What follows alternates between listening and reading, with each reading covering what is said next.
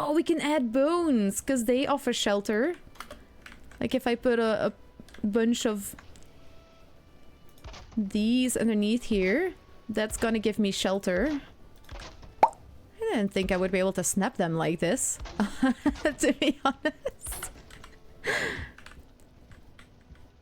Yeah, it's still quite open, but as you can see, I am sheltered. So if you ever wondered about this, yes, you can use other items than the roof pieces to give you shelter. Coin piles. These coin piles also give you shelter in Valheim for some weird reason, and these stone or bone piles also give you shelter. So I feel like that might actually be a fun way for this kind of swampy, spooky house that I'm building to, you know, to add a flat roof. This is what it looks like as it's almost demolished. And it kind of has this more of a, like it has a nozzle, I think that's the word, shape. So it looks like it's about to, like you can pour the drinks more easily into stuff. I think that's really cool. But that's like one of my favorite items to like partially demolish now, to give it a different look from the normal meat kettle shape. Can see the difference just as well with the little stool. That's also a really fun one. Oh, can I hit it more? Yes. Yes, there it is. And then it is on its side, and that's like a vanilla way to get the stool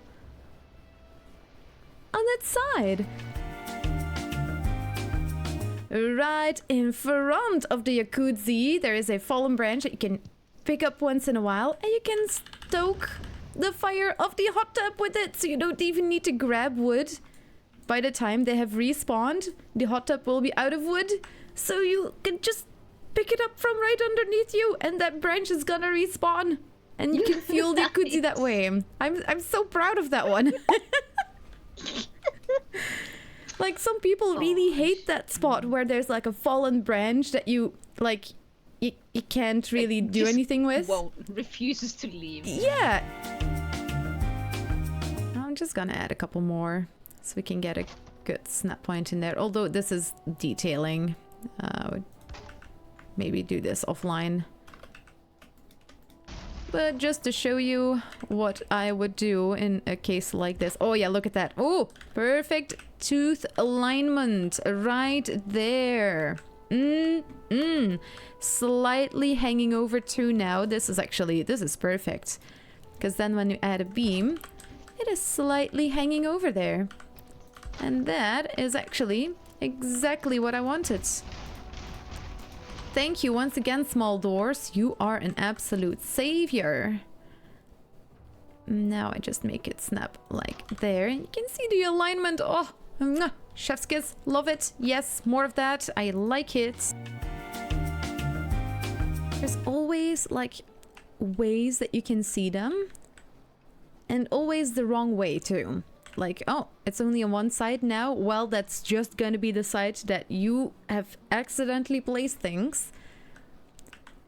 Here you can see like a little knob. But other than that, not a lot of those beams is visible. So, yeah. Really recommend using the tar and the iron beams together, because it's just a very nice way to hide them in there. It's very, very neat. I've even noticed that with core wood even, you can still see those iron beams through it. How is that even possible? Those core wood beams are super thick.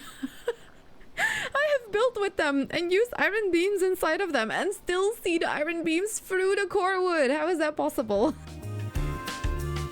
This setup, I can just do this now and then destroy this.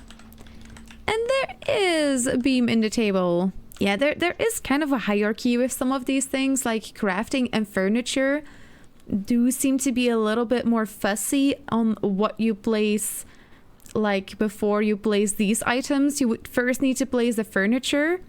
Or, for example, a kiln, you need to place this item first, and then you can like build all this other stuff around it and within it, and you can like place this all around it. But if you want to do this the opposite way, if you want to place these blocks and then you put a kiln, you want to put it in a little spot, that's not gonna work.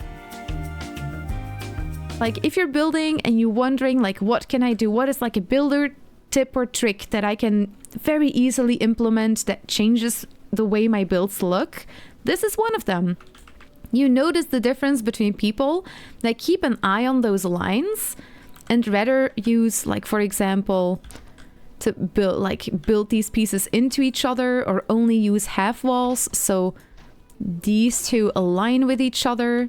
So you rather use like this kind of strategy. I don't know, there's ways to deal with those lines on the walls, and that is like a nifty little tip or trick to use. In this case, it just looks so smooth to just turn the wall around, and on the outside you just barely see that there's no line here. And then it looks so much more smooth on the inside. Just like tiny little builder tricks like that. I love it.